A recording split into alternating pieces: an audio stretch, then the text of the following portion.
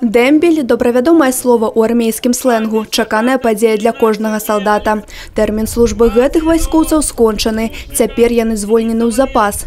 377 байцоў 38-й асобнай гвардзейскай дэсантна-штурмавой брыгады адправіліся дамоў. Звальненне ваеннаслужачых доўжыцца 10 дзён. Мужныя і сталыя, цяпер сапраўдныя мужчыны. Такімі сябе лічаць пасля службы ў арміі учарашнія дэсантнікі. Они стали настоящими мужчинами, настоящими десантниками, настоящими защитниками нашей Родины. Сюда они пришли еще мальчишками. Сейчас это уже совершенно другие люди. Это уже взрослые, состоявшиеся граждане нашего государства.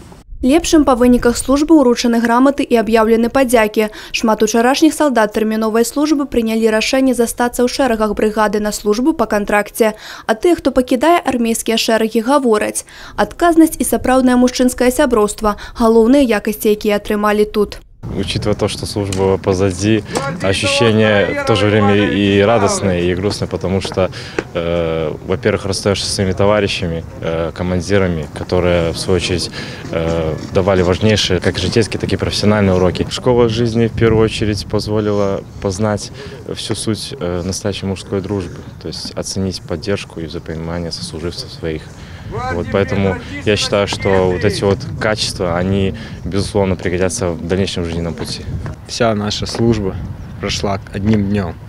Вот. Но она очень понравилась, служба, потому что она была насыщена разными полевыми выходами, боевыми учениями, прыжки. Все-таки совершение прыжков – это тоже очень такой волнительный момент, и он запоминается надолго, на всю жизнь.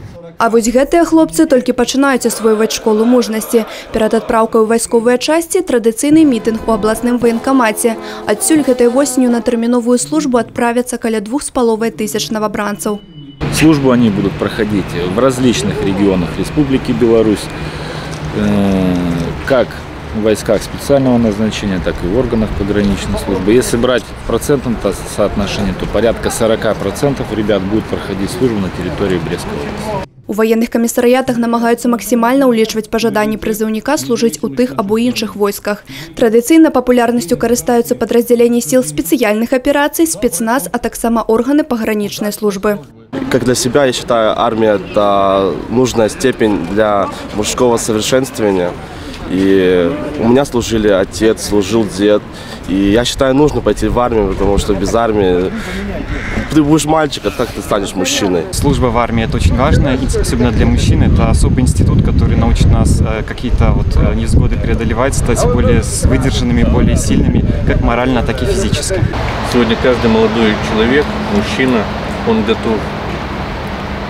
должен быть готов защищать не только самого себя, защищать свою семью, родных, близких, защищать свое государство, защищать свою родину. Конечно же, пройдя курс молодого бойца, военнослужащего вооруженных сил, увольняясь из рядов вооруженных сил, это становится совсем абсолютно другой человек. Гражданин, патриот, ему открыты дороги в гражданскую жизнь. Он с уверенностью смотрит на будущее, происходящее. Это политически грамотный молодой человек, окрепший духом. Хутка іх чакае курс маладога байца, а ў снежні яны прымуць прысягу на вернасць айчыне. Анастасія Цукун, Роман Филютич, Миколай Ковалев, телерадиокомпания «Брест».